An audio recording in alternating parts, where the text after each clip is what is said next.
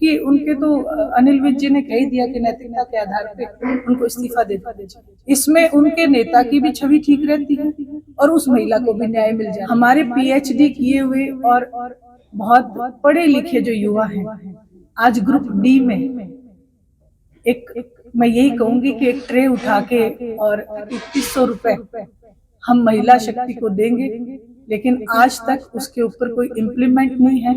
बातें होती हैं लेकिन इम्प्लीमेंट कहीं भी नहीं होता। दिन शीर्ष नेतृत्व जो है भारतीय जनता पार्टी के, उनके ऊपर आरोप लगते हैं, महिलाएं सरेआम आरोप लगाती हैं, लेकिन कोई संज्ञान नहीं लिया जाता।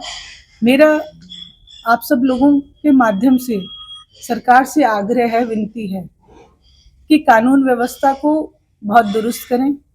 वहीं नौजवान युवा पीढ़ी जो है आज नौकरी की तलाश में हमेशा विज्ञापन देखती है। हमारे पीएचडी किए हुए और बहुत पढ़े लिखे जो युवा हैं आज ग्रुप डी में एक मैं यही कहूंगी कि एक ट्रे उठा के और जो जाने का काम कर रहे हैं, वो इस चीज को दर्शाता है कि काबिलियत की कदर जो है वो बीजेपी के राज में कम हो चुकी है।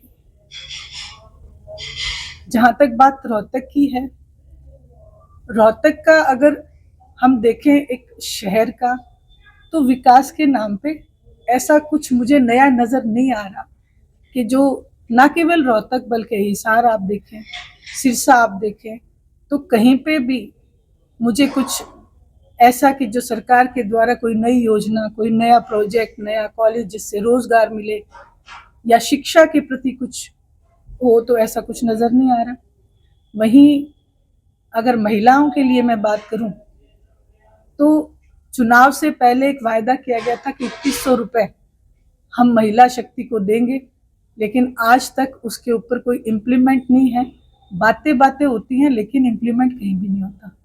8 मार्च के दिन जब महिला दिवस आता है, हर नेता बड़े बड़े भाषण देके, बड़े बड़े वायदे करके महिलाओं को बरगलाने का काम करते हैं। मेरा एक आग्रह है, अनुरोध है कि हर साल आप केवल ज्यादा वायदे ना करके एक वायदे को भी अगर इम्प्लीमेंट करें, एक वायदे को भी उस पूरे साल में लागू कर दें, तो हर साल अलग अलग वायदे जब आएंगे तो महिलाओं का उत्थान हो सकता है। यही मेरा आज आप लोगों से मुखातिब होने का विशेष कारण था।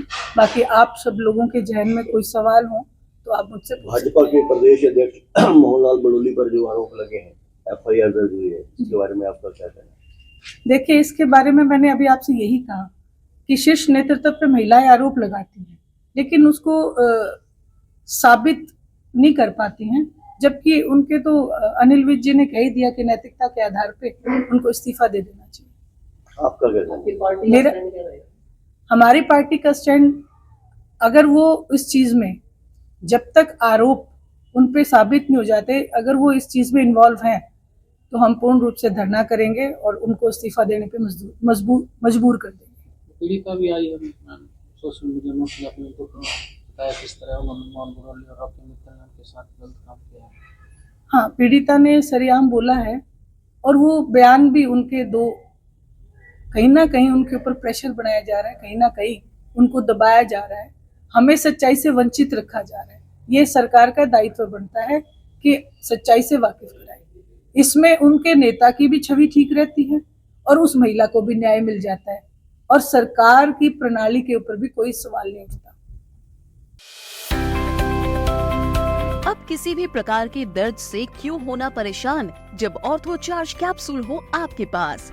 सभी प्रकार के दर्द में आयुर्वेदिक पद्धति पर आधारित रामबाण इलाज। कबीर औषधालय का ऑर्थोचार्ज ऑयल, कैप्सूल और सिरप आपको देता है तुरंत आराम। अनेक प्रकार के दर्द जैसे sciatica, spondylitis, rheumatic pain, arthritis, lumbar pain, सभी दर्द को दूर करने का रामबाण इलाज 100% आयुर्वेदिक जड़ी बूटियों से बनाया गया ऑर्थोचार्ज कैप्सूल और ऑयल एक बार प्रयोग में अवश्य लाएं। अधिक जानकारी के लिए संपर्क करें।